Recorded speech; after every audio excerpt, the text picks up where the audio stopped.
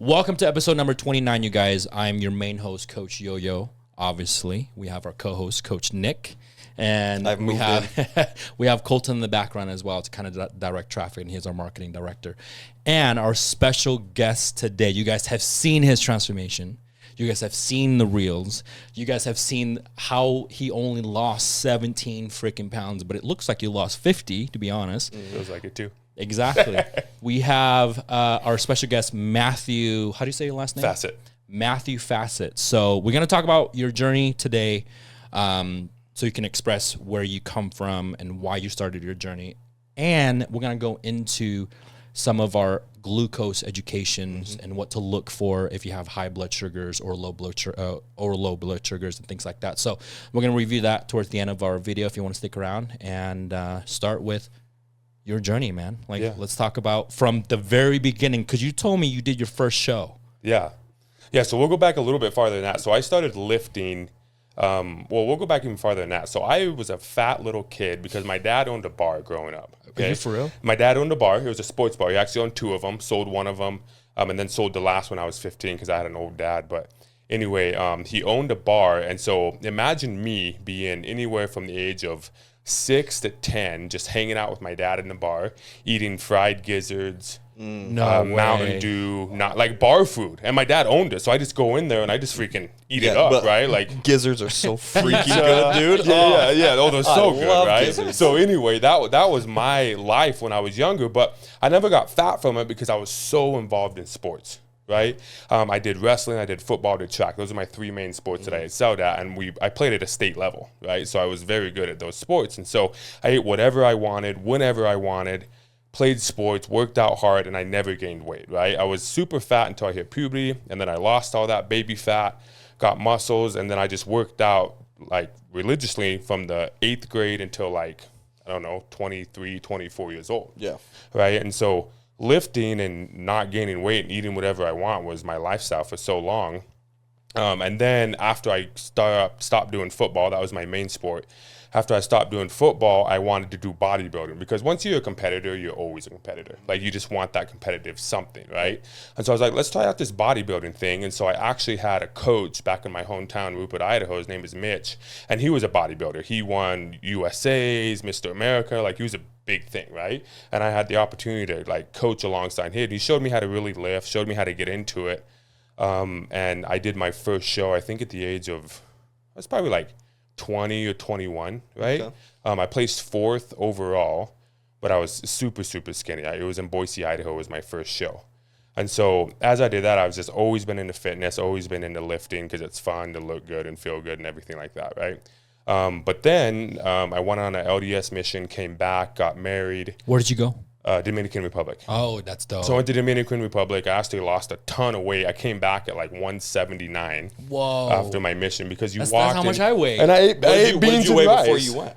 I probably weighed 210, 220, 210, yeah. How tall are you? 6'1". Yeah. And so, I mean, we walked everywhere. We couldn't have a car. We couldn't have a bike because people would steal it in that country, right? Wait, and so I walked everywhere. You had to walk? I walked everywhere. I mean, I probably walked 10, 15 miles a day. What? Easy, right? And so I came home super skinny. And then I started lifting again. That's a lot of, wait, hold on. That's a lot of steps. So for clients who say you can't get your steps in, go to Dominican Republic, right? That is the funniest thing because we do steps for our clients, and a lot of them minimum 8,000 steps to like 12,000, depending on if they're cutting or not. And then we bump it up to 15, and it really depends. Yeah. Plus cardio, so you're probably hitting like 20, 30K plus. So the secret, so you're saying the secret to fat loss is go to the Dominican Republic and eat nothing but beans and rice. Beans and rice. And for a cheat meal, you get pico pollo, which is fried chicken and plátanos maduros, right? Or fried plantain. I should have had more food before I came here. I'm starving. You know what's interesting about that side subject? Dominicans, there's some jacked Dominicans in the DR. Yeah. I don't know if they have those genetics or what, but I asked them when I was there, I was like, bro, what are you taking? And they're like, beans and rice, man. Beans and rice. And I was like, and even, so the country is extremely poor, right? And so they will actually feed their babies a bottle of liquid beans. What? Like they'll just blend that crap, put it in the bottle, and that's what their babies are eating because they can't afford formula. I mean, good source of protein and fats and carbs all at the same time. I don't know, bro. They survived. They're alive. They're rocking and rolling, you know? So Anyway, so after that, I came back, got married. That's when I started gaining my weight because I started focusing more on family and on business, right? Now I transitioned into I want to make money. I want to support my family, be a good dad, be a good husband. And I got my heaviest that I got up to was 260 pounds at probably, I don't know. I mean, when I got with you, I was 24% body fat. So maybe I was like 28, 25, 26. I don't know, somewhere in there. It was horrible, right? And then because of my standards, because of who I am and who I used to be, I was like, I can't weigh 260 pounds and be a leader, right? So then I would do this juice fast diet, right? There was a show on Netflix called, I don't remember, some Australian that's a businessman, and he went to America. He only drank juice, like juice that you like a not like he used not a like juicer? Yeah, juicer, not like orange juice, but like you put vegetables and fruit in a juicer, and that's all you do. It's called a juice fast diet for like 30, 60, 90 days, right? And on this show, it shows people who have diabetes, who have all these issues, and all their medicine is gone and they're losing tons of weight. So I was like, that's cool, man. And I'm not gonna lie, for a moment, like I did that for a while. I felt pretty good because I lost 30 to 40, 50 pounds. You know what I mean? Like you're losing a ton of weight. You feel pretty good because you're not putting in a bunch of McDonald's and bull crap in your body. But then at the same time, you hit a plateau and you feel really bad after that, right? So then once I hit that plateau, I was like, okay, I'm going to go back to my chicken and rice. I know what to do because I've been there, done that. But then for whatever reason, my body would just go right back up again. So then I'd hit 260. And then I'd be like, okay, this time I'm going to do a carnivore diet. Right? So then I do the carnivore diet, get down to like 212, and then I try my chicken and rice again, right back up. And so then finally, after like 5-6 years of that, I was like, F this, I need help. And I reached out to Coach Yo, who I met through a mutual friend who were in a mastermind together. So yeah, that's been the journey, man. That's crazy. So can we talk about the yo-yo diet really quick?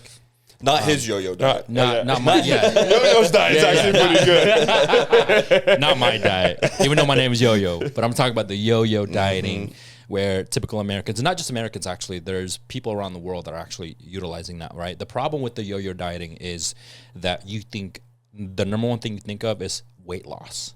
Has nothing to do with fat loss, nothing to do with nothing to do with muscle gains, because how can you? Because you're probably under consuming so low of a calories. But that's one thing that people don't consider when they're wanting to lose. Like I'm sure when you're going through the whole thing of I need to go from 260 back down to 212, never once did you have that thought in your head of, in addition to the loss, I need to gain muscle.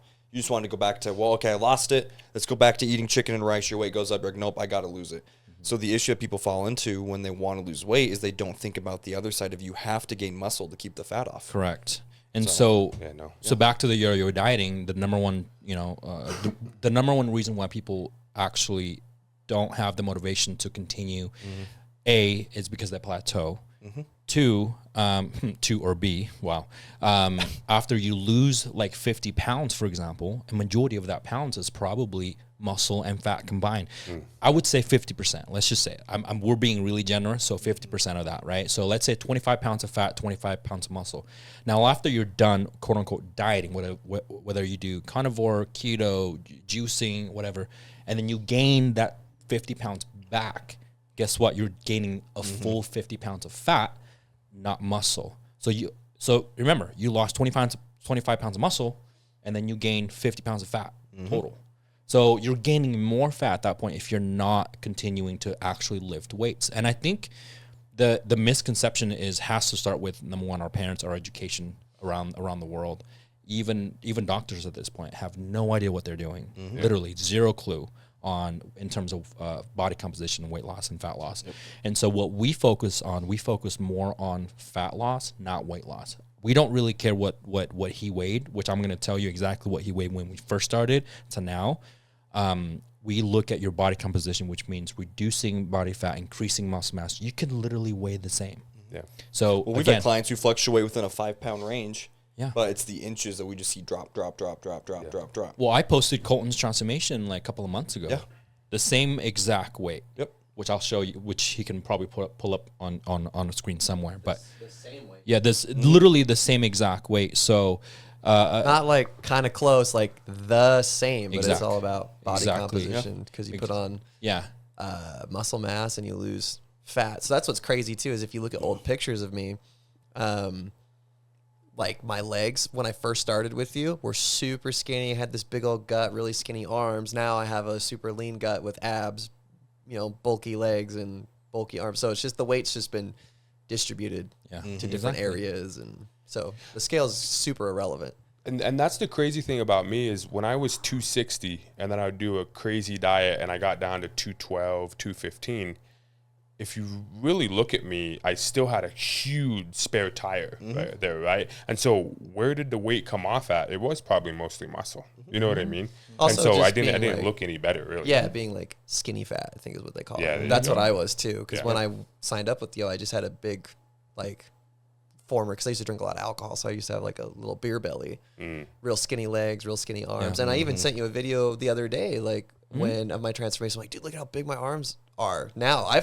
Back then I thought they were huge. They're way bigger now, or at least more mass, Yep. So. And back to the yo-yo dieting though. I'm gonna have Nick share some correlations with the GLP-1s. I was just gonna bring that up. Yeah. So when we look at yo-yo dieting, number one, you're crash dieting. You're just consuming such a low amount of calories. I'm talking 500 to 1,000 calories a day. Of course, in 30 days you can lose potentially 30 pounds. But remember, 15 of that 30 pounds is most likely muscle. And again, we're just being generous. Now, there's some correlations with the GLP-1s, which is the weight loss and the weight loss shots that we're running into with a lot of our clients, actually, with the Ozempic, tirzepatide, semaglutide. I have some family members that are on semaglutide as well, and they don't want to talk to me about it, which is okay, because they don't want to get my opinion. But again, we're not negative towards those GLP-1s. Okay, I think it's a good start if you are obese. Yes. Keyword, pre-diabetic, obese, and you really want to kickstart your journey, you want to suppress your appetite.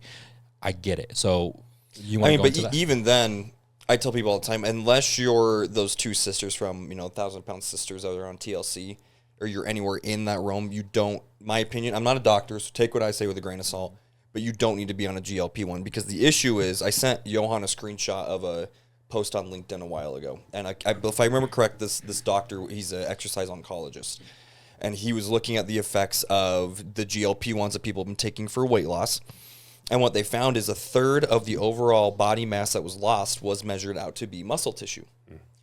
So then, even a third of it, to a lot of people are like, okay, well, that's not that much weight, but that actually is, because that's where calories are burned. So if you've lost X amount of weight, a third of that is muscle tissue. Sure, the other 2/3 are fat, but you still lost muscle mass. So you get off the shots, you go back to trying to eat, you don't have the muscle you had before, so you are more susceptible to putting on fat. The other thing that we're seeing is you take these shots, it suppresses the hormones that tell the body, hey, we're hungry, we're not hungry, right? So metabolism slows down. Let's say you go get the shot, Matt, and then you're getting it consistently. One day you go get your shot, and then you walk your happy ass across the street to Domino's and eat a pizza. Well, because you've taken the shot and it's telling the body we aren't hungry, the digestive tract can stop. It's not that even, it stops in the sense of, like, you're not going to die, but it stops in the sense of it's not actively trying to get rid of what's inside of the stomach. You go and eat this pizza, you put yourself at risk for it to literally rot inside of your stomach. Wow. So then it has to evacuate in one of two ways. It's either going up or it's going down, and that can cause issues. It's going to kill off beneficial bacteria in the gut. The microbiota cannot flourish. So you're taking these shots, not changing your eating habits. You get off of it, you try to go back to eating, it's going to cause even more issues. So these GLP-1s, I'm not a fan of them. We've had clients on. I have a client, we're dealing with what the side effects are of her taking semaglutide for 7 months, and it's pretty much crashed her hormones, put her into perimenopause. She's having a hard time losing the weight. Her glucose, actually, and we'll get into it, we'll talk about it later, I've been having her monitor fasting, same like what you were doing. We could never get below like 108, 110, 112, and then Thanksgiving morning, she woke up at 81. Wow, that's massive. And that's being on super low carb. Yeah. So we're doing that, get that to start to self-regulate, get the liver to start releasing a lot of this glucose, which we think her liver is holding on to that and having a hard time because of the GLP-1s. So this yo-yo dieting, these pills, these shots and all that, if it sounds too good to be true, it's literally that. It's too good to be true. The bottom line, and the reason why we talk about this a lot, because obviously we do this for a living. We hear people talk about it all the time. Oh my gosh, it's crazy. The bottom line is this. When it comes to crash dieting and you want to lose that 30, 40, 50 pounds in a matter of months, it's not a good combination. Well, you need to realign your priorities at that point. Like, what's the reasoning behind wanting to lose it that fast? Is it because of a health issue, something that's chronic, acute? Is it you're just impatient and you don't want to invest the time and the money and the effort into doing it the right way? The biggest thing is instant gratification, right? I mean, that's why a lot of people respect not only bodybuilders, people that are into fitness, because there's no instant gratification. Because I understand when people look at me, when people look at us now, and they're like, wow, like the respect is so much higher because they know there's no instant. It took you a year to get to where you were. A year, yeah. You know, even within the year, and we're going to talk about this in a second, even within a year, you had so many doubts of carbs, right? So another common denominator with yo-yo dieting or crash dieting with the GLP-1s is that now you have the ability to realize that you don't have a good relationship with food. Like, you don't want to eat. Not just carbs, not just fats. You just don't want to eat, period. And people just, now they're afraid to consume, which we'll go into that. But you know what I thought about doing? This reminded me. I thought about putting out some polls on social media. One at saying, why won't you eat fruits and vegetables? Because I know there's going to be a lot of people like, well, I just don't like the way they taste, or, you know, fruit can be bad for you and it can do this. And then the other poll is going to be, what is your go-to order at McDonald's? Because what's your go-to order at McDonald's, Joe? Me? Yeah. Spicy chicken. There you go. He already knows what he's going to go get. Oh, but dude. if I ask you, why won't you eat fruits and veggies? Oh, well, because I heard bananas can make your blood sugar spike really high, and, you know, it can cause, like, butt cancer. And it's like, shut up, dude. Listen, I like chicken nuggets, too, from McDonald's. Okay. So I've thought about putting that out. McDonald's isn't my jam. Ask me something Come on, else. bro. Carl's Jr. Taco Bell. Oh, my God. Yeah, but even Taco Bell for you? I love Taco Bell, dude. my I used to gosh. I remember when I was in college and I was lifting legs, I made a deal with myself. I said, if you tear up your legs, you can go to Taco Bell and get 6 bean burritos with no onions and then an extra cup of dipping cheese with 2 99-cent nachos. That was my jam, right? And so that was my motivation to tear up legs. For me, it was Chick-fil-A. I'd get the 30 count nugget, and I'd get 2 large fries, and then a spicy chicken sandwich. And my Powerade. That's crazy. Yeah, we're all fat on the inside. Yeah. We just know how to control it. Yeah. And we know how to control. I think we know how to control it. We know the knowledge behind, you know, certain types of food. Again, there's no such thing as bad food. It's the overconsumption. Yeah, there is such thing as better choices of food. But to the point of instant gratification, really quick, I was talking to, I don't think her friend's going to listen to this. And Heather, I hope you don't mind me bringing this up. I'm going to bring it up. My client, Heather, I'm anxious to get her on the podcast because her journey has been absolutely insane and incredible. But she was out of town over the holiday weekend for Thanksgiving. And she texted me, it was just before Thanksgiving. And she texted me while she's on the phone with her childhood best friend and said, hey, my best friend just called me and said that she just got on semaglutide.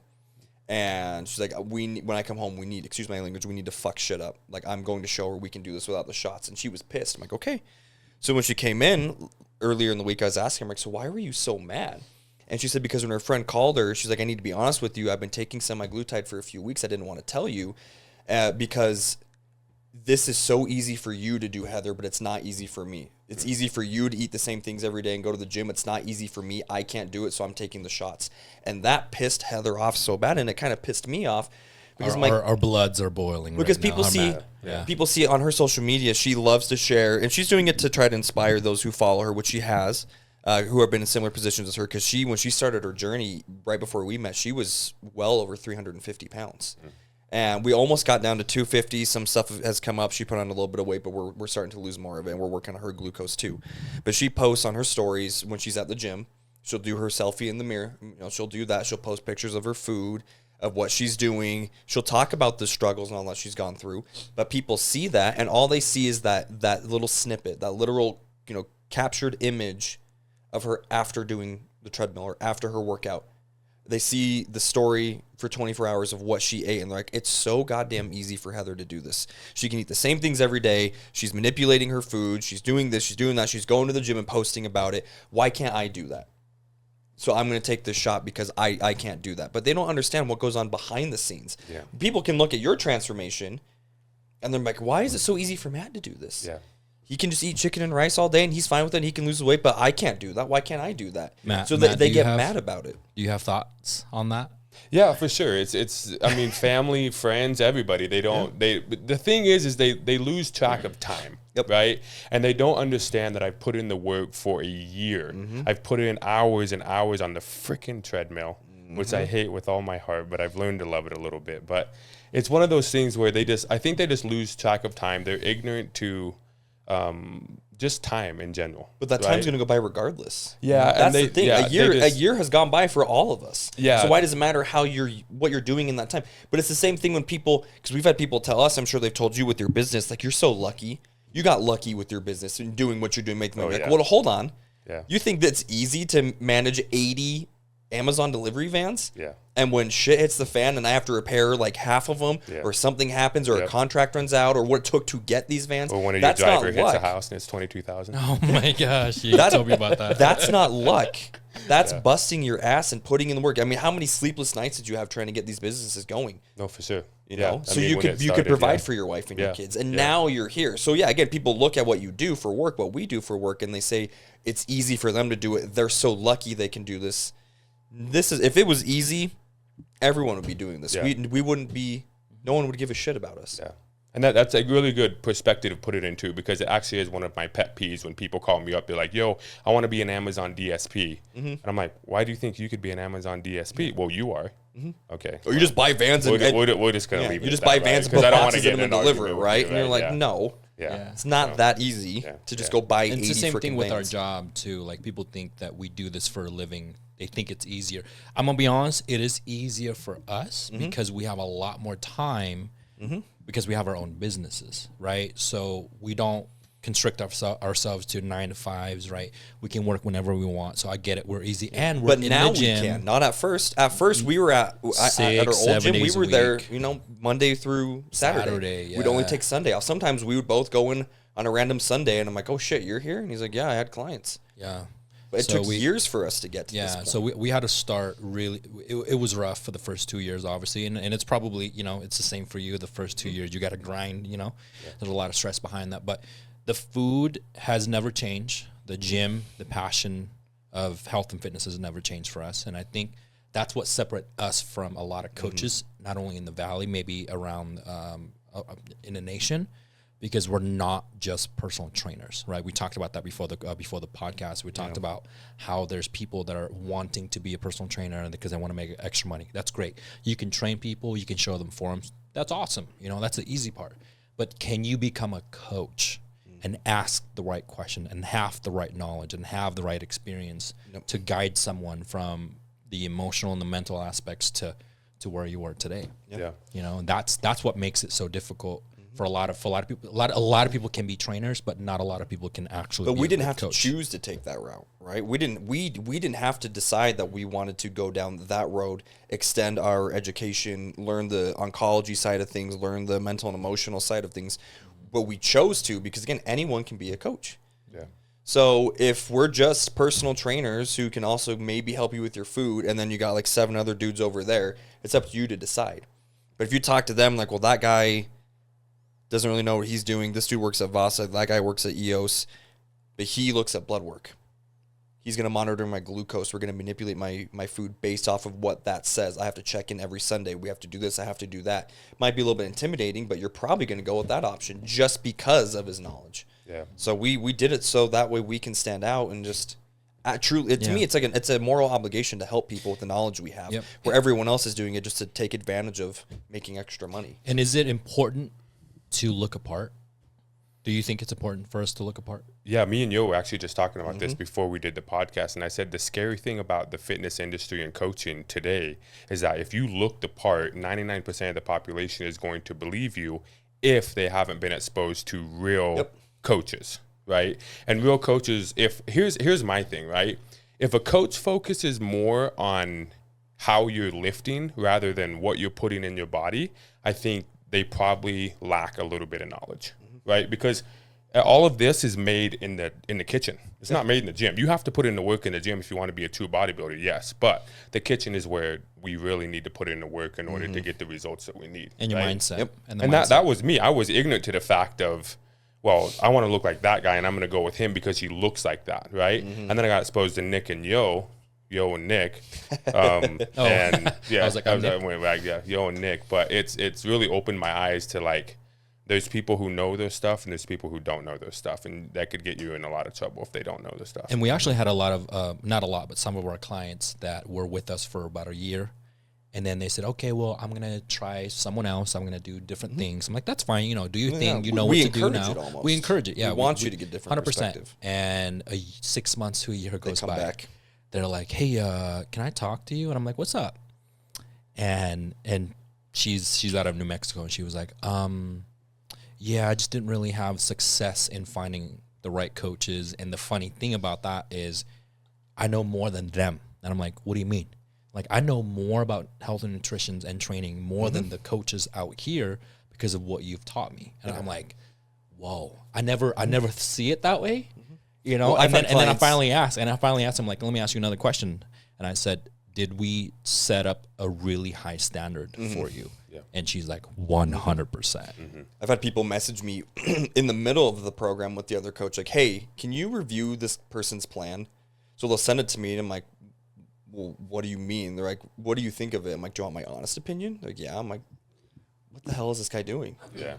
I'm like, this makes no sense. Like, okay, that's what I was getting to, and I didn't want to tell them I don't trust them without talking to you first. I'm like, okay, like, but again, respect them. You're paying them. I wouldn't want you doing that with my program if you know, going to your old coach. I'm like, but just talk to them if you've got concerns, and then 9 times out of 10 they just turn around and come back to us, which is fine, but it kind of makes me a little bit worried. I'm like, so what the hell is out there? And to be fair to everyone that are listening and watching this right now, is we didn't have the knowledge that we have when we first started.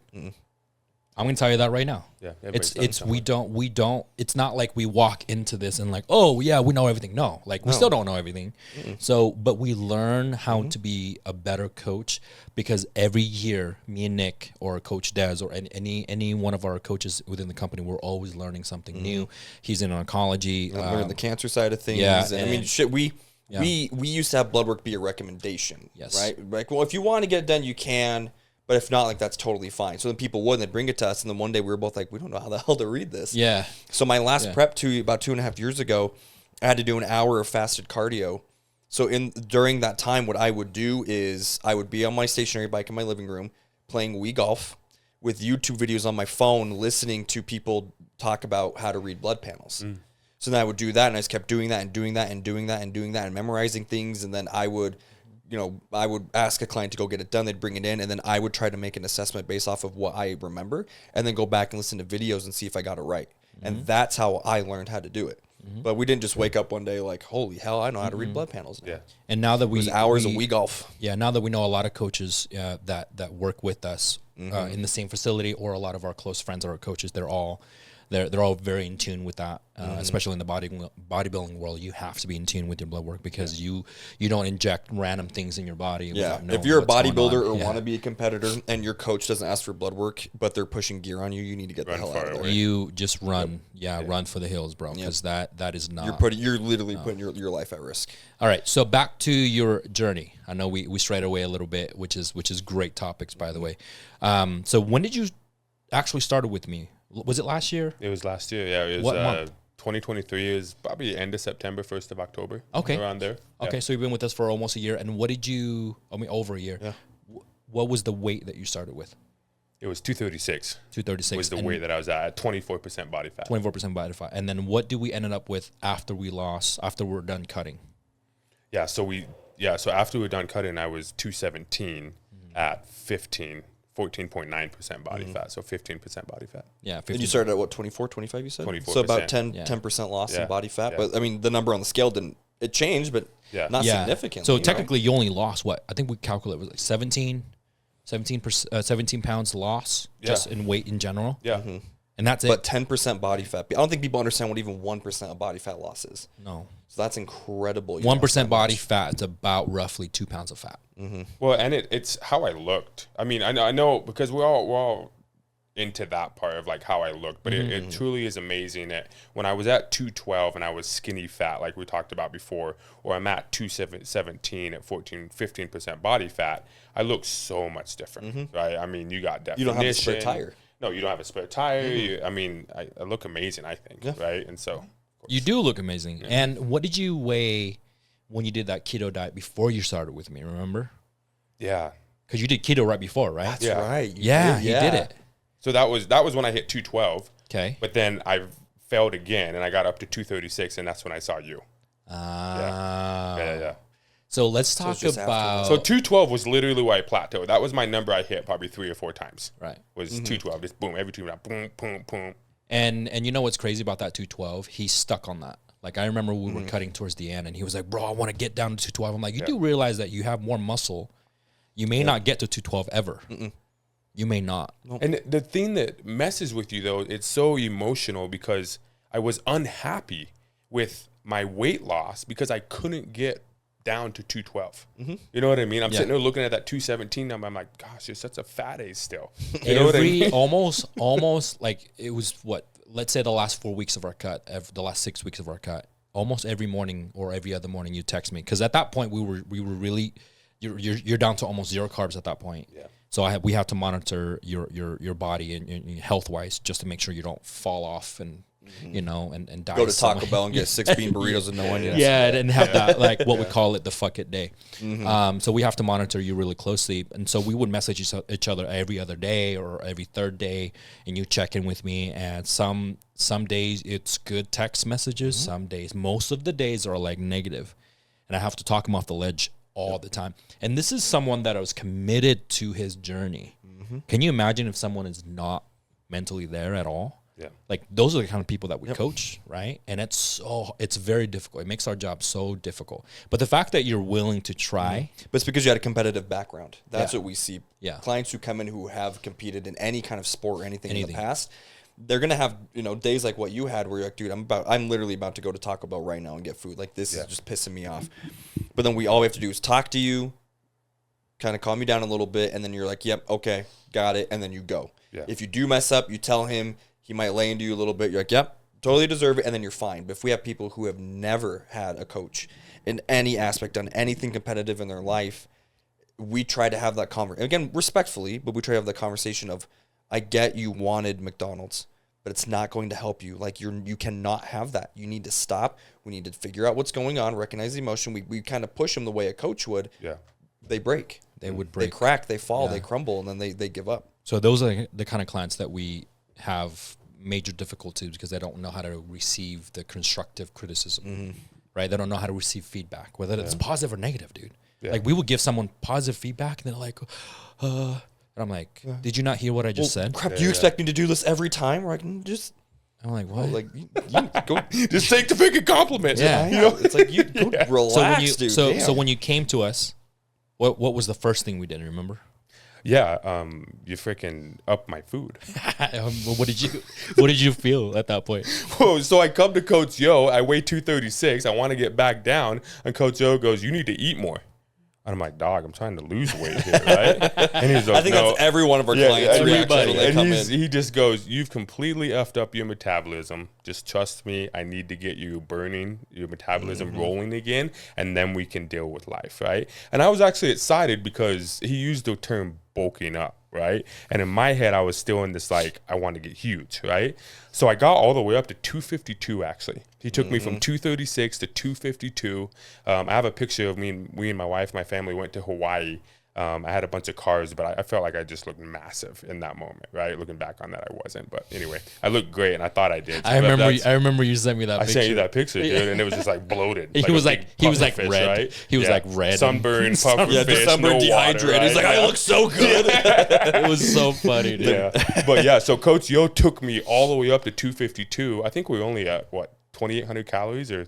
Yeah, we went up to 2,620. Yeah, 2,800 calories. I think it was around nothing. He's like, bro, I got girls eating more food than you. Yeah, and I'm like, well, the problem, but to dig a little bit more deeper, right? So when you come off of keto, mind you, you haven't had carbs in, I don't know, how long did you do keto? 6 months or less? Yeah, that last one, it was from January. It was my most successful one.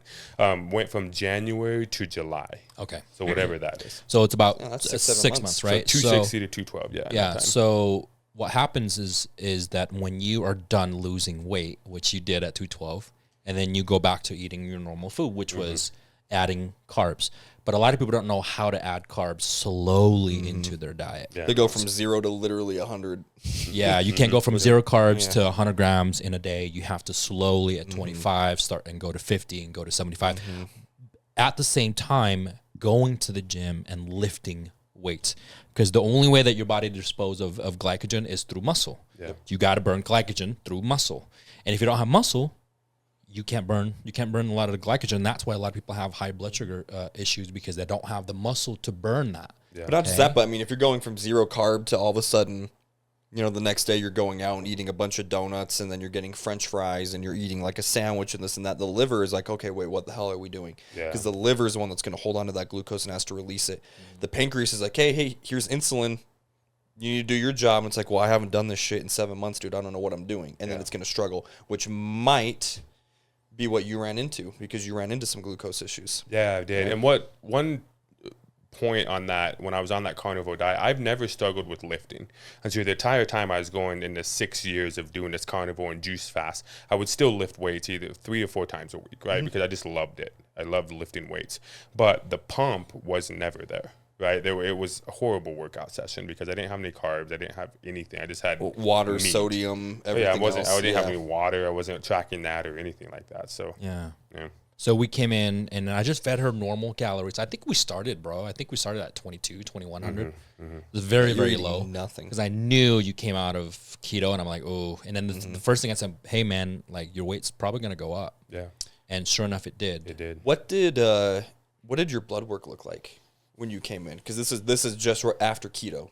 Do you remember what your blood work looked like? Like, I mean, your hormones, everything else? I don't remember the top of my head, but I know your testosterone was low. My testosterone was like 232.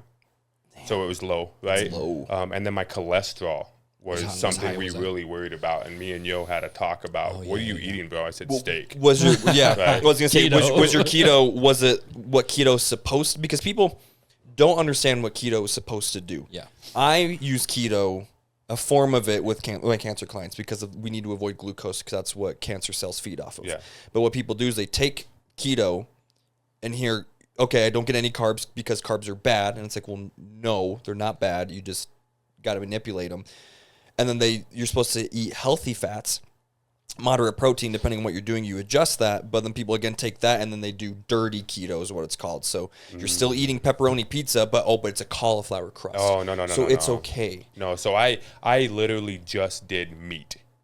So chicken, steak, pork, chicken wings. You're just walking around with like a chicken breast in your hand, just eating it like an 100%, apple? 100%. I'm just eating meat all day long, 24/7, right? And that's all I eat. No veggies. I know you don't like veggies. I don't like veggies. Yeah, he's still that's one thing So that again, we back to my with. poll, why won't you eat veggies? Yeah. No, I drink veggies. Oh, good. So I drink veggies. I got a scoop of it in here. Yes. But then your Taco Bell order is 100% down. You know what you're getting when you go there. Yes. But no onions. No onions because that's a vegetable. It's nasty. Nah, bro, that's the same thing as people that are like, they don't like tomatoes, but they like spaghetti and pizza sauce and salsa, that's the dude. texture thing. I'm a texture man. Dude. I like the flavor. I can't do the texture. Texture Legit what? will gag. Of smooth, green beans? No, well, green beans aren't bad. I can handle those. We're talking about like rabbit food. Like leaves cauliflower and broccoli, leaves and you broccoli. don't gotta eat lettuce. spinach. I don't even know what the hell vegetables are called. Yeah, no, lettuce and all that stuff. Like the grainy. That's like and then people sit there and tell you, "Oh, a salad's good for you," and you're freaking pouring a half a gallon of ranch on. I'm like, get out of here with that. I'll go eat something else. I don't want to go there. No, yeah, dude. I do.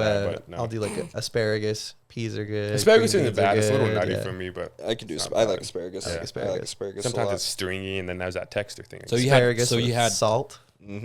Oh yeah, cooked in the oven. A little bit of garlic powder. Yeah, put it in the oven. Oh, you know my favorite though. If you guys like asparagus, I love. I don't steam it. I barbecue it, so I put it in the tin foil. Yeah, I still need to set up my grill I got for my wedding, dude. I still haven't. I've been saying that. I've been saying I need to set up my grill I got for my wedding since my wedding. Here's what we're gonna do. You got married like 4 years ago. About 3 years ago, yeah. Yeah, that's crazy. We're gonna figure out. It's still in the box in my basement. We're gonna figure out a day for all 4 of us, including Matthew. Yeah, come to my house. We're gonna go to Nick's house for me. We're gonna teach him how to cook meat on the grill. We're gonna help him set up. I can cook that shit in an air fryer because I said 2 buttons. And it's done. And before that, he used to boil it. Yeah, it's horrible. I was pretty damn close to that. I don't know how to cook. I'm actually a That's pretty crazy. good cook. I don't know how to See, he cook. doesn't. No. I'll teach you how to cook. You guys give me free training. There we go. Free chef. Free or All just right. come to my house and cook for me. There you go. So back to the keto. So you were only eating meat, no veggies. And so For chole- like cholesterol For 6 was- months, bro. 6 months. And the reason that I liked, you calling it keto, I called it carnivore. It's probably the same thing, right? But the reason that I like the carnivore diet is its rise to fame was you can eat anything you want, however much you want, as long as it's just protein and you won't gain weight, which in my case was true. I'm going from That's what 260 you to think, 212, right? That's what you and think. I'm eating 40 chicken wings from Domino's. Like, that's what I would order some nights. I'd be like, hey, baby, order me 40 chicken wings from McDonald's, or not McDonald's, sorry, from Domino's, and I would just tear that up. And I would still be losing weight. I was like, I'm living the dream. Freaking 40 that's chicken wings, so and I'm losing But weight. people don't understand. You're still consuming fat from the wings and Yeah. the meat. A But lot fat's of, good on the carnivore diet. but you not need the fat. But okay, but again, back to the whole keto thing. It's the kind of fat. Yes. Fat on chicken wings ain't good for you, dude. I love you, but that shit's not good for you. I know, yep. But you didn't do that every day, right? You didn't 40 eat wings wings? every day. Probably, I mean, Like once a week, maybe. no, like at least 3. 3 a week. I love to eat, bro. Like then when, what- when I'm excited to bulk and I want you to give me like 3 cups of rice and a freaking pound of meat, like I'll go. You know what I mean? Like I can really eat. And that's why I think why I got to 260 pounds probably in like 2-3 months, because the whole family would order Chick-fil-A or Taco Bell, whatever. I'd eat mine. Then my wife wouldn't finish hers, so I got to eat that. And then my kids wouldn't finish theirs, so I got to sloop up that. And I just went Yeah. ham, dude. That's how I gained my weight, right? Yeah. That's crazy. Yeah. Okay. I don't have a thing in my head that turns off the food, right? Yeah. It just doesn't. He's like that guy in Transformers that's eating the donuts, and he's like, "You want that piece?" Oh yeah, there were. He's like, "I ate the whole plate." you don't touch the plate, you're guilty. Yeah, you guilty, bro. And then he freaked out when the cops She showed did up. it. She's the one you want. That's one of my favorite scenes. And I'm gotta watch sure that there's movie again. I'm sure there's people out there that are just like that. They don't know when to turn it off, either because it's a food addiction or because they're burying something. And that's why bodybuilding, I think, is going to be my saving grace, because I have something to look forward to, and I have to stay on track because I'm prepping for something. Well, I want to ask them, because of what you just said, why would you do that? Why would you? What was your issue with turning it off? When I got my heaviest, it was stress eating. Yeah. So I was starting my company in 2020, right? Like mid-COVID? Yeah. Well, we were essential business. So while everybody was getting laid off, I was hiring everybody, which was great for my business. So we went from 5 routes up to 27 routes in a matter of like 2 months, which was crazy. It just went boom, right? But it was me and my wife running this business. She ran the back end. I ran the warehouse, the face of the company, all the employees, everything like that. But I was so stressed because I didn't know how to handle that much growth that quickly. And so I had to take care of 27 vans. I had to take care of 50 employees. I had to take care of all these people who I didn't know how to take care of. We had to learn how to do payroll. We had to learn how to do all this stuff. And so I literally would just eat my feelings away, right? And I actually got to the point where I had such bad anxiety that I had to go get some medication. For the first time in my life, I actually explored the option of getting medication for my anxiety. And I took this pill, and it made me feel like if the warehouse burned down, I didn't care. That's how numb it made me. And I was like, I am not I don't know taking how this stuff, dude. good that is. I'm not taking this stuff. So I got off of that stuff, and then I just started eating again. Okay. So I would get home like at 11 o'clock at night. My wife would order 40 wings. Popeyes or 40 wings or whatever, and we would just sit there and eat together because that was our bonding moment. Bonding Right? moment. Right? It's And we it's only also got a to see each comfort other for thing. 2 hours a day. Yeah, right? I mean, on During top that of time. stress, it's also, because I've done that before where I come home and like work was just insane for us. And I'm like, babe, if you're hungry, just order something and can we just go lay in bed and put on a show and just eat and relax? Yep. Right. Yep. And it's taken us a long time, probably 2 years, to be able to sit down and watch a movie and not eat. Because if we sat down and watched something, we wanted to eat something too. That was our bonding. That was our love language. That Like was fast our food or popcorn or Yep, just yep, many yep. things. So Yeah, we speaking of, how has your relationship changed with your wife since? Yeah, it took being us a with little y'all. bit to get out of that moment of, hey, what are we doing? We're just watching the show without food. Are we breaking up? Like we'd have, I mean, Yeah. it wasn't that exaggerated, right? But there were moments where me Domino's and my can wife save would have marriages. a conversation of like, we're not really bonding. We're not having You a don't good love me time. anymore? Yeah, it was weird, man. So it was Girls don't want flowers; they want pizza. Yeah, but now we've always been great. We've always been amazing. We've just had moments where. Does she do anything like this? Does she have she meal prep or have a coach or go to the gym or anything, or does she just kind of let you do your thing? Yeah, she lets me do my thing for the most part, but she's very active, very fit with the kids and everything like that. She used to play softball. She used to be a state champion pitcher in softball. So she's very active, very fit. But she does need to eat better, if I'm being honest. Yeah. Right? How old are your kids? How many kids and how old? I got 2 kids right now, so one is 7 and one is 3. So they're a handful. She's plenty busy. Yeah. She's plenty chasing busy. And the they kids both around. do dance, they both do school, they both do sports. So she's plenty busy with I was that. actually working with her for about 24 weeks, actually. Yeah.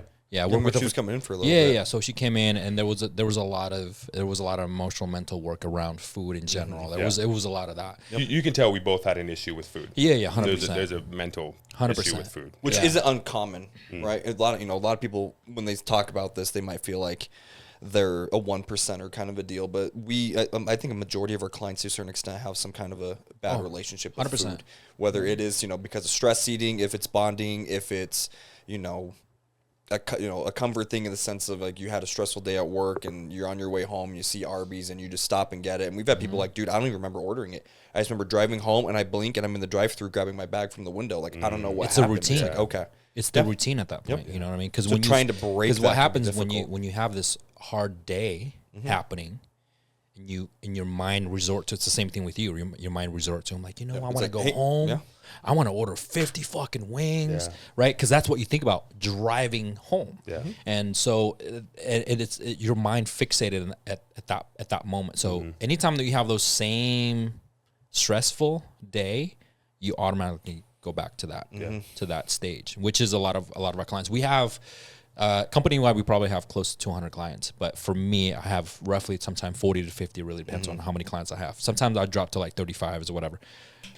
Let's say if I have 40 clients, dude, out of 40 clients, how many clients that have such a bad relationship with food? I would 35. say 35 of them. Yeah.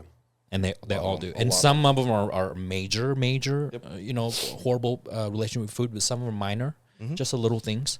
Some of them love popcorn. They cannot get rid of popcorn no matter what they do. Like I'm like, dude, you got to stop eating popcorn. Can you please? Pretty good, man. Yeah, exactly. Okay, but here's skinny pop. Yeah. Right. Well, we can at least fit that in. We've had people who want PB&Js. We find a way to fit it in and all that. I mean, we can fit it in, but when you're on a deficit, like at the end of our cut, dude, you have no room.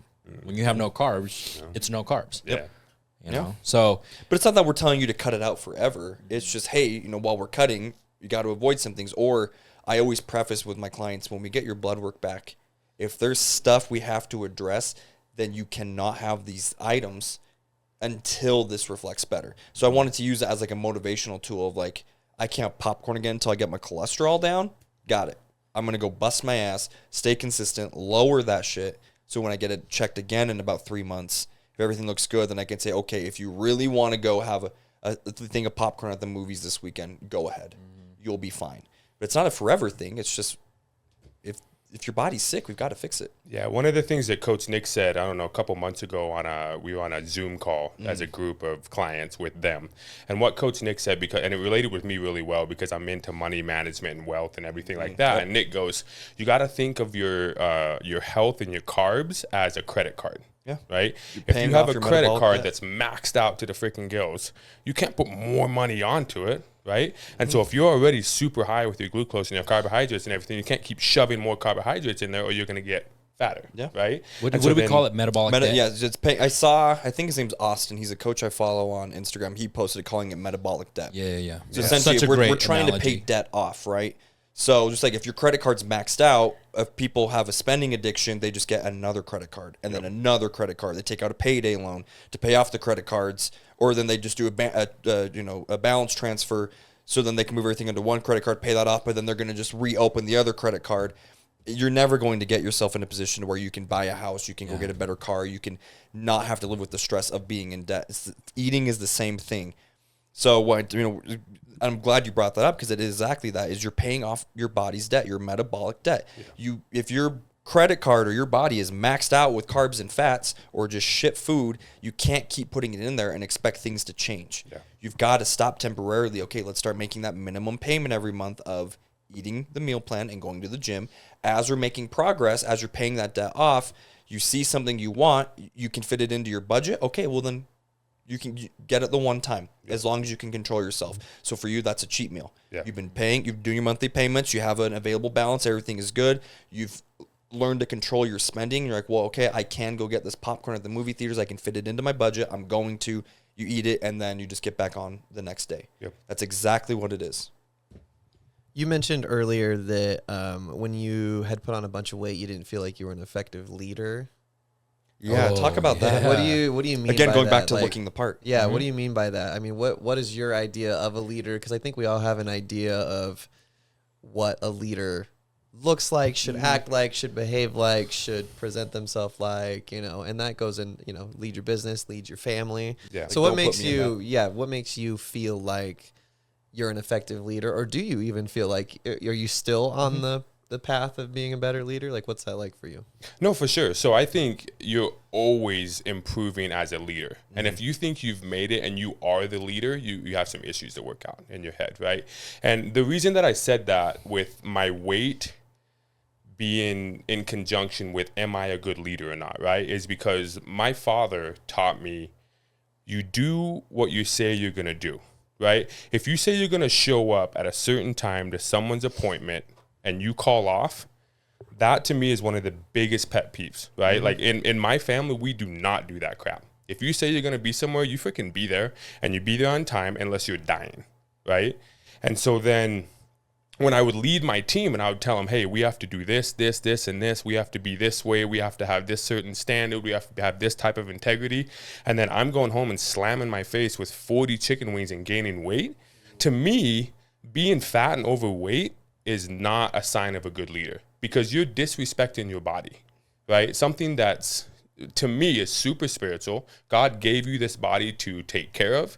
He gave you this body to help others and to serve others, right? And if you're just slamming food in it and you're not treating your body a certain way that you should be treating it, you're not a leader. You're not respected. You're not somebody who has power. I think too, I mean, if you take care of yourself and you're really fit, you're probably more energy, you're more effective, more brain function, which means you can make more money, which means that you can hire more people, which means that you get to help people put food on the table for their families, let alone your own family. So I think that's what people don't realize, is that being selfish for a little bit, especially moms, and taking care of yourself. Like if you were, overweight, not taking care of yourself, you wouldn't be able to handle your business as well, which means you couldn't hire as many people, provide for them, provide for you, but taking care of yourself. And I love the analogy of when you're on an airplane and the airplane's going down and the oxygen masks drop, right? You got to put yours on first, because if you pass out, you can't help the people next to you, and that's probably your family, right? So if you're trying to help your little kid and all of a sudden you're passed out, then they're passed out, everybody's dead, right? And so that's the same thing with fitness. You need to get yourself right first so that you can lead and help other people. And many people talk about selfish. I actually posted about this week, actually talking about how, as number one, I'm a father, how to lead by example, right? And I'm wanting to lead by example because I want my kids to look up to me, to have me as a role model. The biggest thing for that is people think, moms, this is what a lot of moms says. I feel guilty and selfish that I'm taking an hour or 2 hours of my day away from my family to work on myself. But what they don't realize is that every hour that you put in, you can potentially gain years into your life. Yeah. Your kids will love you. Your time. Kids will love you even more because, hey, Dad, thank you so much for working on yourself so I can see you and be with you more decades but I mean, later. you just have more energy to take care of your kids. I have Mila all day Tuesdays and Fridays, and I love those days because I get time with her, but holy shit, are those the most exhausting days of my week. And she's 7 months old. She's she's a baby, but it's exhausting. It is. So, I mean, imagine having to do that, but then you feel like shit because you're not taking care of yourself. Like, yeah, I could not do it. I don't know how these moms do it. It's amazing. The other thing with kids too is they see what you do more than they hear what you say. Yep. And this journey with, especially my 7-year-old, my 3-year-old, she comes in the gym with me and she does like sit-ups and stuff like that. And it's cute. It's cool. Cute. But my 7-year-old, it's actually had a profound impact on her mental understanding of what she can accomplish. I've noticed this, right? I used to be fat, and she would tell me straight up. She goes, "Daddy, you're fat." Now she goes, "Daddy has veins." And you're like, and I was like, "Hell yeah, Daddy has veins, right?" And she's like, when we're sitting on the couch, she's like rubbing the forearms, right? She's like, "Daddy, Daddy, veins. You're fat," and you're like, "Baby, you're grounded. Go to bed. Go to your room." Yeah, it's good though. But she's 100%. She knows that she can accomplish anything if she puts her mind to it. Not because I said that, but because she's seen my journey. What are some examples of that?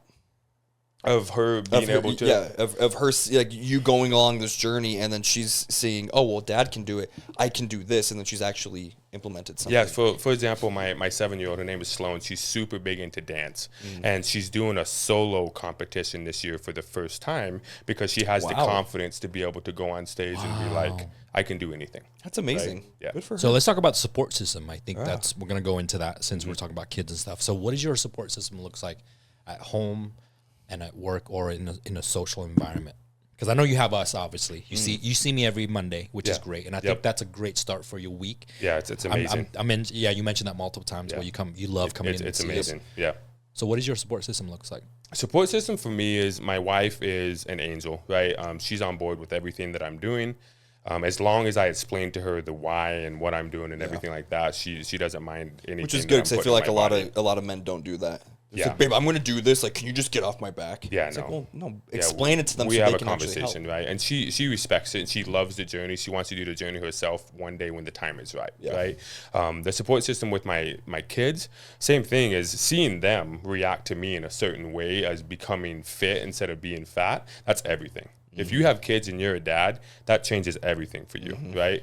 As far as work goes, I would say work might be the hardest / easiest at the same time to follow my diet because I am the boss, right? It's not like I'm going to go to work and show up with cheat meals and people are going to make fun of me. What, are you going to make fun of me and get fired? No, right? And so people show up and they go, "Oh, you on your cheat meal?" I was like, "Yeah, but we can still go to lunch, man." I was like, because I take my managers to lunch every week.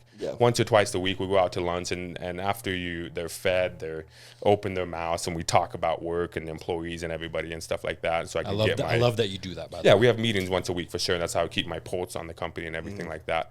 But the support system is great. The coolest thing is that I am a very open person, I guess. And so I show people all my pictures, right? And so as you show people your pictures and you're going down in weight, then people start asking you to see the pictures. And once they start asking you, then you're like, "Oh, this is cool. People want to see my progress." Then you feel like there's a bunch of people who want to see your progress, so I can't mess it up.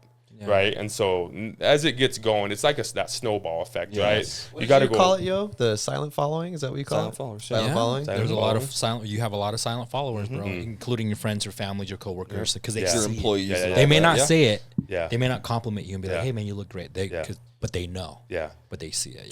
Do you feel like you're a better leader now? I do feel like I'm a better leader because my mind is more clear, right? I feel truer to myself, so I have more confidence. Do you feel like you handle stressful situations at work better? Like let's say things came up while you were at your heaviest or you felt like you were at your lowest. If that same scenario were to happen today with where you're at, not just physically, but mentally and emotionally, do you think you could handle it better? You know, man, when I was cutting, I remember this time I was cutting and I snapped at one of my managers pretty hard. And I had to walk away for a few minutes and come back because I snapped at him and I felt bad about it. I said, "I'm sorry, let's fix this," right? So I don't snap at you again.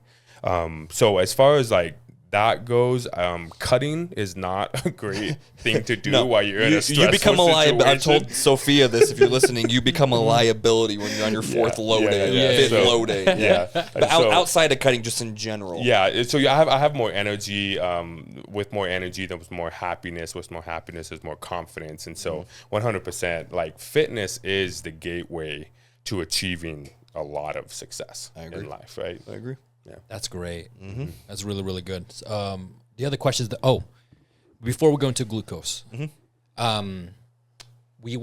talked about you started with 236 and you went up to 250, and now let's talk about the cutting aspects of that. Yeah. That is, we were cutting for quite some time. March 31st, we started the cut, and we ended the cut like the end of October.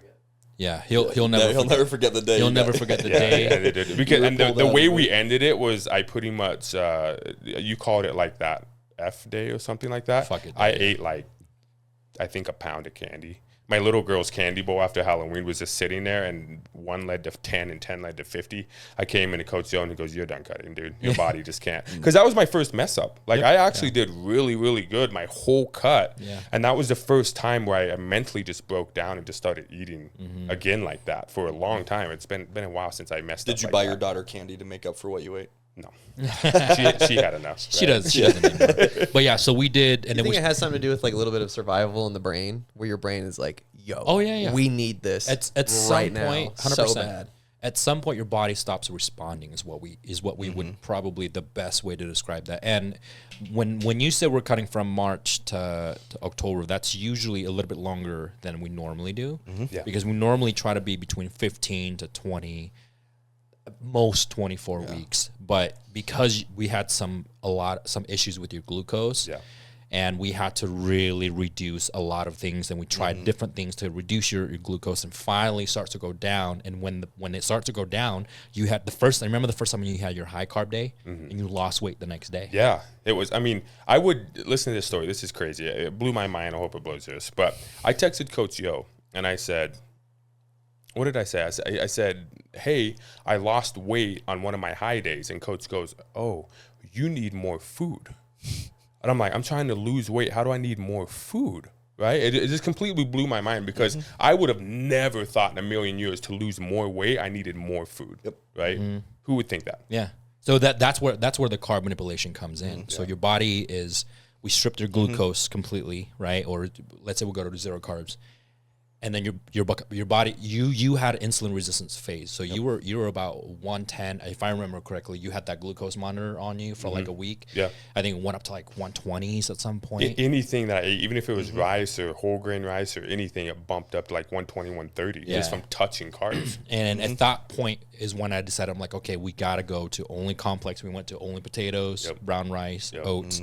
And then eventually, as it starts to go down, we just do 0 carbs on low days, period. And then, but at that point, I noticed his behaviors change a little bit, because now I take carbs away completely.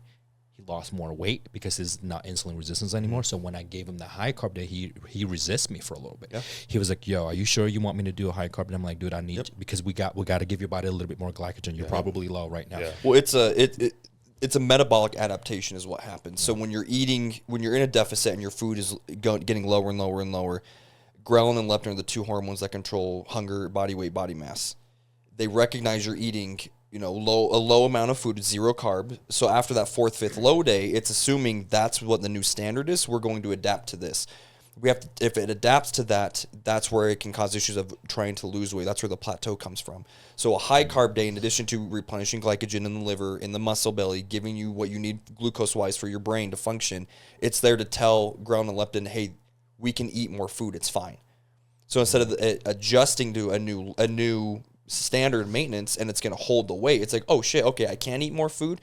Great, because I know eventually I'm going to get more food. I can sacrifice some body weight loss. Yeah. And you naturally, and sometimes you naturally burn more calories as you give your body more carbs, because you're dropping your glycogen level lower and lower and lower every day, because you're burning it through muscle, right? Because you work out every day, you go to the gym, you do cardio.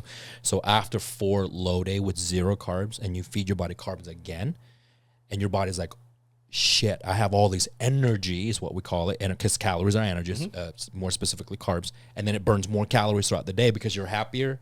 You're mobile. You can run. You'll go to the gym twice maybe that day. I don't know. It's not that you did the treadmill felt great. Yeah, it was great. Yep. So you end up burning more calories because you receive more calories to burn more. Yeah. Right. So then your body starts dropping. So as soon as I realized that, and then we check his glucose again towards the end of our cut. I remember that day. I should have recorded that. When he came into the office, we checked in the office. I should have recorded it. I know. So we didn't think it was going to be that. No, I didn't think it was even going to be close because to you that. just ate. You Yeah. just Dude, I ate. had I ate 2 meals. Yeah. It was a protein shake Yeah. and eggs and potatoes. So it was midday. It was about noon. You had 2 meals. You had about maybe half a gallon of water at that point. And I'm thinking, oh, you probably ate some carbs.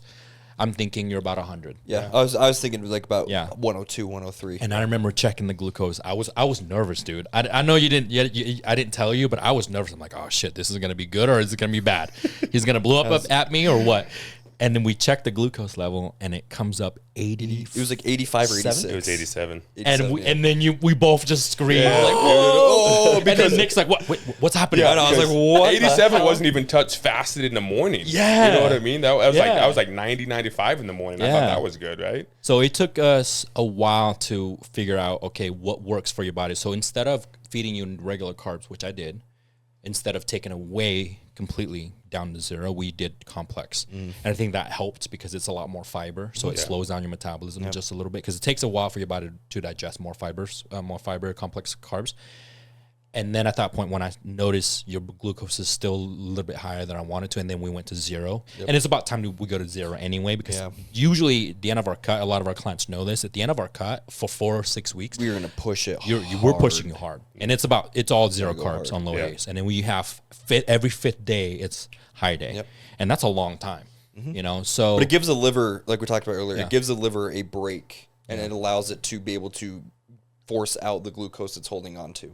So even with complex carbs, it's not going to spike your blood sugar as much, and it's not going to put as much stress on the liver, but depending on where you're at in that journey, it still could stress it out. So for you, it was working, but there was still a little bit of residual stress that's like, hey, let's go zero. Let's get the liver to just release everything. And now we know it's working a lot better because shit, you had 2 meals and you were at 87. Yeah. dude, that's So we know the incredible. liver can handle it. Not a lot of people have that. Like some of my clients are sitting at 100 or upper 90s. I've had after clients 2-3 weeks. fasted, they're waking up at like between 113 and 120. Yeah. Yeah. So there's a lot there. You have competed or you want to? I competed in one show. Yeah, I When did. was that? So Was when that I was like before, 20, or- I was like 20, 21 years old. Yeah. I competed in just an open bodybuilding show with in Boise, Idaho. Did you have a coach? I did have a coach, Okay. but he just put me on. So what we did is we cut for 3 months. I did no carbs for I think up until like the last 6 weeks, and then he added in a little bit of rice, and then we just completely depleted me of water and stuff like that before the show. So I was like wicked cut, but my muscles weren't there. I wasn't popping. I looked like a human anatomy chart. I was so flat, right? The one thing that I wanted to say though about that journey. So when I started March 31st and I was insulin resistant, right? It took me till about probably August because I took my daughters to, me and my wife took my daughters to this unicorn show in Sandy. But anyway, I remember texting Coach Joe. I said, hey, I'm having some issues. If I don't eat my meals religiously every 3 hours, I feel like I'm going to pass out. And then, so I went from insulin resistant to Insulin sensitive. insulin You went from hypoglycemia to hyperglycemia, essentially. Where if your blood sugar is crashing so hard, if you don't eat pretty quickly, you can pass out. So that was when essentially I paid back all my debt. Yep. And that was when we could go into a new phase. Yeah. And now I eat carbs, man, and I wake up the next day like I didn't eat carbs. Where before I ate carbs, and I was a bloated mess. And before we go into the glucose and what to look for, how did your mindset change from you now noticing that when you eat carbs, you lose weight versus before you ate carbs, you gain a shit ton of weight? Yeah. Yeah, that was actually a really hard process for me because all I knew for the last 5 to 6 years was you eat carbs, you gain weight. That's all I knew, right? And so then when Coach Joe started me on carbs and the goal was to gain weight, I was like, cool, I got this because I'm going to gain weight. I knew I was, right? But then when I started losing weight and then Coach Joe wanted to introduce carbs back into my system, I fought it. Yeah. I was like, I don't want to do this. I don't want to do this because I know I'm going to gain weight. He goes, dude, you're not going to gain weight. You're a new person now. Your insides are different, right? And so we introduced carbs back into me, and I actually lost weight like we were talking about before, right? And so now we're done with the cut. We're going on the bulk again. Yeah. And for some reason, I can't get myself – now I can. This whole week I've been bulking. It's been wonderful. Bulking, right? From the cut. We're not there yet. Eating your food. Yeah, I'm eating the food that I need to eat because I'm not afraid of it anymore. But the first week we went off the cut and Coach Joe introduced more calories and more carbs into my diet. I straight up told him last Monday, I said, I didn't follow your diet because I was scared to gain weight, right? And so I didn't think I had a emotional issue or a mental issue with food until I look back and I go, I can't do this. But remember, the difference is, over the last 5 or 6 years, you do keto or whatever type of, fad diet, lose all the weight, and then you go back to carbs. Was it a half a cup of rice with every meal and then gradually going to a cup? Or was it you're going straight to as much who rice knows as how you much can I put on the stomach, plate, right? Where now it's, okay, you went 0 carb. Okay, we're going to start introducing carbs. Here's a 1/4 cup of rice. Yeah. Here's a half a cup of cream of rice or of oats or something. And then eventually we'll go half a cup, 3/4, a full cup, and then we'll slowly start doing it. And we also experiment with the complex versus simple. So I said, hey, on your next high day, just only do white rice. Yeah. And what happens after that? I lost weight. You lost weight. Yeah, I burned through white rice like crazy. Right? Exactly. But It's a simple carb, before you burn couldn't through do it that. quick. No, that Right. was gain So weight. which means his insulin was Insulin's good, pancreas is good, liver's good, everything is working. And so let's talk about glucose, right? And I know probably a lot of people are wondering what to look for, what the markers stands for, and things like that. So what the research says that if you're about 140 to 200, you're pre-diabetic, right? And that's pretty high, dude. 140 is really high. I've never seen anybody at that level actually, and with any of our clients. But so essentially, if you're below 140, you're considered okay. But in my honest opinion, you're not okay until you reach below 100. And even between 90 to 100, I'm not okay with that if you're fasted waking up, right? So it means you still have a little bit of blood sugar first thing in the morning. You're at 97. That's still pretty high to me, in my honest opinion. So then we go into a phase of like, okay, if it's severe, like 140s and 150s, dude, we're gonna go straight 0 carbs. You have so much glycogen in your system for like 3 weeks straight. You don't need carbs, right? Yeah. But when you're sitting between 100 to 110 first thing in the morning, the first thing we do is, okay, instead of taking away carbs, I'm going to reduce it just a little bit, but we're going to go from simple carbs. So take out all of your simple carbs, which is white rice and things like that, and to only use complex carbs, which is oats, potatoes, brown rice. So anything high fibrous carbs. But you're still eating vegetables, right? 100%. Vegetables are carbs. It's fibrous carb. Yep. Soluble, non-soluble, starchy versus non-starchy. You're still eating that because it's essential. Those carbs you need. That's not going to affect it necessarily. Right.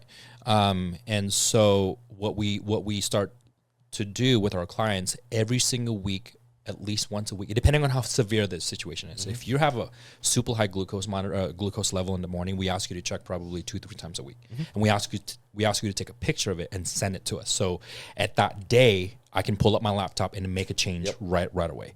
Most of the time, I don't really have to do that, but sometimes I do.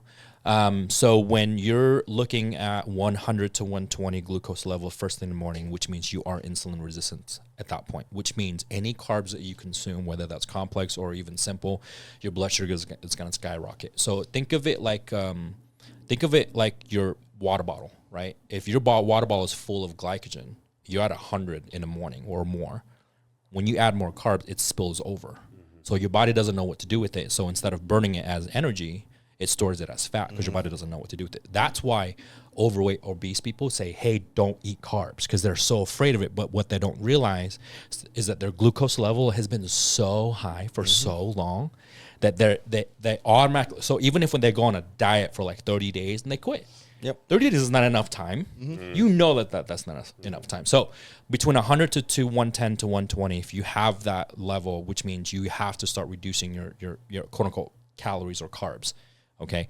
Now, if you go from 100, now all of a sudden you wake up at 97, 95, 90. The following week you're at 87. That's when that's when our job is, okay, let's add a little bit more carbs. So we're not really cutting, we're not really bulking. We're just really manipulating carbs to see what your glucose level is at. So as soon as we get up to like 100 grams of carbs, up to 200 grams of carbs, and your body responding well to that, okay, now we can move on and do our job. Now we can like increase calories, decrease calories. Do you know where all of this stems from? This carbs are bad and fats are bad? There was a study, I was listening to it, or I was listening to it or reading it in a book for school called The Metabolic Approach to Cancer. I believe it was that one, or it might have been the China study. I'll have to go back and look. But essentially, there was a study done in 2000, I think it's 2006, where they wanted to see essentially what effect glucose and fat has on the body. And so these researchers were conducting the experiments, and some big name companies like PepsiCo and all these people essentially paid them off to forge the data to show that certain things are bad for you or certain things are good for you, so that wouldn't affect their sales. So they put out false information. Then people started to run with that, and then hear, oh shit, like this stuff's not good for you. Like you can't do that. You can't do that. But then in reality, the study was falsified. So now that we're trying to backtrack and say, no, carbs are fine. You can have carbs. Sugar, it's not the greatest thing in the world, but you can have it. You just have to be careful if you have certain health conditions. But now, like, well, no, it's all bad for you. You can't have it because this said so. It's like, well, it was falsified. These companies got paid off to falsify the data and the results. So you want to be So you want to be, in terms of your glucose level, what is the best glucose number first thing in the morning? Okay, we're going to talk about that. A lot of my clients wake up between upper 60s to like upper 80s. Mm-hmm. I think that's great. Mm-hmm. But if you're like the 90s, that's fine. I still think you're considered a little bit higher, which means then I have to look at your carb source the night before of what did you eat on your last meal. But I also think it depends on the individual, though, right? Because I mean, if someone could be waking up in the 90s, but we're body composition wise, we're still losing fat. Everything else is going according to plan. Everything's there. It's like, okay, so we're still a little bit high, but you're fine. Mm-hmm. But then, for somebody else, they might not, like for you, you might not necessarily lose as much or what we would expect to see if you're sitting at mid 90s. Mm-hmm. For you, it's going to happen when you're in the 80s, if not lower. Yeah. So it's going to depend on the individual. Mm-hmm. And one of the correlation that I see, the people that have more muscle, like yourself, and some of my athletes that have more muscle, their glucose level tends to drop way faster, quicker, first thing in the morning or midday, because that's how how does your body utilize glucose through your muscle. So the more muscle you have, the more glycogen you burn, right? And what I'm seeing too, where some of my clients, mostly females that have more fat ratio to muscle, their insulin, their glucose levels, it drops, but not as significant as someone that has a lot of muscle. Like, for example, if Jordan's glucose this morning, she woke up at 64, right? That's super low because she has so much muscle. And she's only doing 50 grams of carbs right now, but that's a lot. That's super low. Even if you push that up higher and higher, if she wasn't doing a show, she would be able to burn through that quick. Yeah. And the crazy thing about that, if a lot of people don't know, when you binge eat for a full day, morning, lunch, and dinner, and you binge the entire day because you're having those fuck it day moment, right? You don't realize that the amount of glycogen that you consume that day can last you 7+ days for the week. Because I did an experiment where my client binge eat, and then I put her literally 0 carbs. On the 7th day of 0, she was still upper 90s. Wow. On the 7th day. Yeah. So I'm like, okay, we got to keep going. Sorry, I know you're starving, but we got it. And then finally, week 2, it starts to drop, and then slowly introduce carbs. So we had to reverse everything back up to normal. And then it took away some weeks off from you bulking because you're off season. Yep. You can't eat much because your glycogen is so high. Well, if I remember correctly, it takes 2 to 3 days for glycogen storage in the liver to get to 100% capacity, and then from there it fills out the muscle belly. And then I believe it can take, if I remember right, 7 days for the body to burn through all the glycogen in the muscle tissue, and then in the liver before that storage is completely out. Mm-hmm. So you can have 1 day of overeating like that can cause about a week's worth of issues. Yeah. So back to, I'm going to wrap the glucose up. So back to, if you want to be between 60, I think 60, in my opinion, 60 to about 90 in the morning. And if you're above 90 to 100, you're still good, but you may want to consider what kind of carbs that you need to consume or how much you need to consume.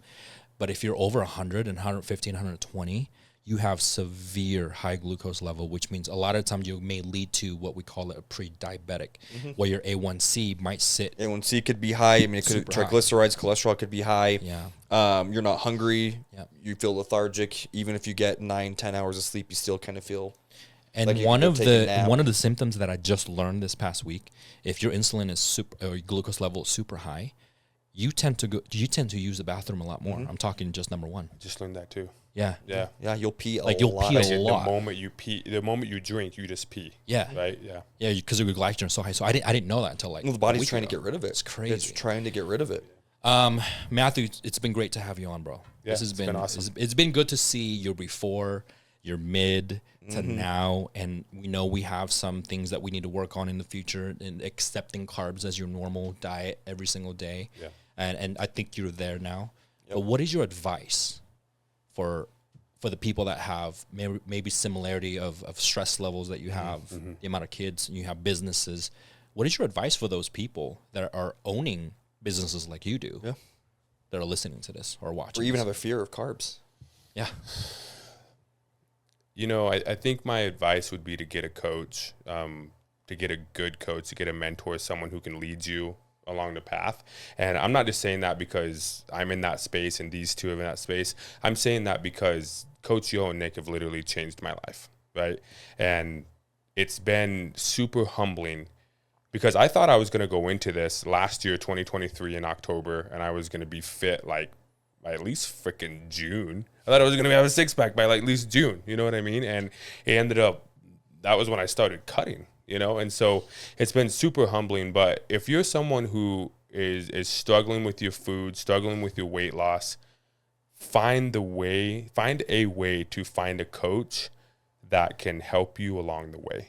Because you can stumble like I did for 5 or 6 years. That's 5 or 6 years of your life that you just completely spent doing nothing. That yo-yo diet crap, that was worse for me than if I would have just stayed fat. You know what I mean? And so it's one of those things of my advice 100% is to find a coach that, like me, Nik, and Yo, I consider them almost friends at this point. We are. And the reason for that is such a big thing to me is because I text Yo about stuff all the time. He'd be like, yo, I'm feeling this way, I'm feeling that way. And it's more out of like, I can just trust him because he's a friend. Yeah. And he goes, oh, we need to work on this and this. And he actually takes it as a coach would take it. And I'm like, I'm glad I told you that because I'm just telling you out of like, hey, this is what's going on, right? And he knows exactly what's going on. So yeah, and the other thing is too, is that once you get your weight under control, once you feel good, if you have low T, and you bring your T up to a normal level, like you can be a better dad, you can be a better husband, you can be a better boss. Like there's just so many things that your body is essential for. And if you can get that on track, then that might be the missing piece that you need to put into play in order to be successful in life. This is a lesson that I keep learning over and over again. I feel I got it pretty down or pretty within my system now. But the lesson is, if there's anything out there that you're wanting to do, just start.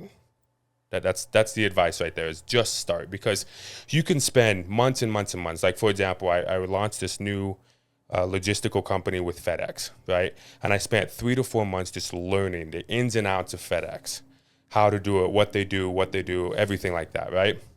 And it wasn't until the first day that I actually started operations where we delivered packages that I learned more in that day than I did the last 4 months of studying, right? And so you hear this thing called analysis paralysis, right? You can study whatever it is you want to start until you're blue in the face, and you're going to learn more the first day that you start than you could have when you were doing that, right? We say that all the time, you know. I mean, yeah, we have our certifications and what we do and all that, but it's the application is where we've learned the most. And that was one of the things when I was getting into this institution to get my oncology certification. I was telling them, the one professor was asking, she's like, we've never had anyone come in who can read blood panels the way you do. And I'm like, yeah, it's because I not only took the time to learn it, but then I had to force myself to figure it out. Yeah. And I'm like, I screwed up a lot with reading panels and put the fear of God in people. And then in reality was no, like that's not it. But it's what we've learned doing this, just a real world application, and trying like, you know what, let's see what happens if we do this. And we're just throwing shit at the wall and seeing what sticks. We're learning more there than anything we've read, any certification we've got. A lot of the coaching strategies that we do is something that we've experienced, something that we see, and then something that we change on our own. And we have mentors as well. So we look at what they do and how they coach, and then we take bits and pieces of it and then make it into our own. Yep. And that's the only way that we can become successful. And I think, and we like to improve. Every year we improve on something. We're doing something different to improve our coaching brand. So, yeah. And all of it, anybody who's successful has taken massive imperfect action, and they've failed their way to success. Ooh, yes. Don't be afraid to fail. Don't be afraid to fail. Yeah. No. How are you ever going to learn? And same thing. Well, I just don't want to fail. I'm going to look stupid, and I want to be. I don't want no competitors. I love when people say, "Well, if there's no competitors, how the hell are you going to be motivated? What's going to push you to do something?" Yeah, I had somebody say something to me recently about not like business or anything, but they were like, "How are you so good at this?" And I was like, "Because I have failed at this more times than you have ever even tried." Yep. One of the biggest icon is Michael Jordan. He didn't make one of the high school team or something like that, right? Sophomore or freshman year or something like that. Yeah. He got cut. Good enough, He was not. And he good didn't enough. make the Tar Heels team. Yeah. So Well, same thing with Messi. I mean, he was I think 10 or 11 when Barcelona signed him to their academy from Argentina. But there were coaches and other teams in Argentina who wouldn't take him because of how small he was. He was too fragile, and they're like, he's not gonna be what people want him to be. He doesn't have the potential because of his size and stature. And a scout from Barcelona in Argentina decided to take a risk and sign him on a napkin for his first contract, and now he's the greatest player in existence. Yeah. So I think don't be afraid to fail, and that can apply to business. I think too, it just goes to show you don't have to win every single time to be great. No. Yeah. Right? Like, I think that's what another misconception is. People, they don't want to try because they think, well, if I don't win, then I'm not great. But It's like, well, the people that are great don't win all the time either. It's impossible to always win. It's not that it's improbable, but it's literally impossible. You cannot always win. You cannot always be perfect. No, That's not. I not like real. to say this a lot. I've done 9 bodybuilding shows. I've only won 2, right? And the rest I took seconds and third and fourth, whatever. I said, I learned more when I lost than I did when I was winning. Yep. When I win and I got there, I'm and I'm like, oh, that was cool. Yeah. Right. Great feeling. Yeah, I did it, but I learned so much more if I would have taken second. I'm like, oh, what can I do better? Your brain starts to Because move. when you win, you don't learn from it. No, You're like, no. oh, I won. Yeah, well, I did it. Like I've do perfected it. I don't need to improve. I remember. Yeah. I remember an October show a couple years ago. You did, and we all expected you to get first. Yeah. And then they said third place, and they said your name, and I was backstage like, oh, he's gonna fucking stab Dude, someone. I lost it. He was pissed. I lost it. But then what happened? But then his coach Brandon was there, and we're like, 3 okay, weeks later. we're gonna go to the drawing board, dude. We're gonna hit this shit hard. 3 weeks later, we travel to Vegas, and he wins the show. That was my first show that I won, and I was very, very emotional. It's hard not for me to be emotional right now, thinking about it. was such a good show. It was such a great show, and that was my first show. And it was 12 people in the same class, and I was in the back of the line. I couldn't believe, and I'm like, dude, there's a bunch of like Asians, like they're great looking. I'm like, I don't. It know was if I'm it gonna, was a stacked. It was class. a stacked. The show class, itself bro. was stacked. And the cool thing about that whole thing, 2 years later, Matt, I did the same show. The same person, the person that beat me 2 years prior was there.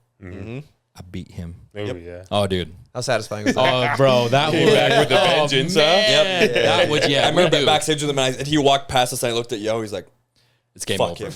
I literally said, I looked at him and I'm like, oh, it's game over. Because he looked exactly the same. I'm not talking shit. He just looked exactly the same. I think And that knew support I've system improved. too is like we would work out and he'd be on his low days, carbs, and he'd be like, "I'm done," and I was like, "Do you want to win or not?" Yeah. And he's like, I'm not feeling this, bro. I'm like, that's fine, dude. I'm like, that's a second place back. dude, like, do you want to win, bro? I'm like, I I'm thought sorry, you wanted to So win.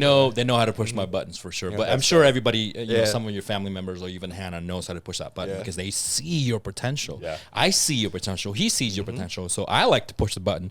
I push all my clients' buttons. Some people like it, some people don't, and that's okay. Yeah. If you don't want to show up, if you don't want to show up for yourself and be the best version of yourself, then you're not in it. Matt, thank you for being on, man. This has been awesome. I love seeing your journey. You've thrived so many different ways. You show up for your family, you show up for your business, you show up for us as well, and most importantly, you show up for you. And every Monday, I know I got to walk into that gym and see your happy face. Yes, sir. Dude. Wouldn't miss it for the the happy, world. the Either in our happiest thing. office or when he's done working out with you, he goes and does his calf raises. Yep. Yes, I know. sir. Always. I'm so insecure about him. I want huge calves. I didn't want He's to over talk hitting about chest as hard as he can, and then John's like, all right, I'm going to pack up, and then I turn around, and Matt's on the calf raise machine just going ham. Every time. baby. Every time. Chest and calves, back and calves. Man, I appreciate you, brother. And thank you for all the clients that reshared all of our reels on YouTube and Spotify. And it's been amazing to see the growth that we have in our Spotify and our podcast in general. So thank you guys. We'll see you next episode.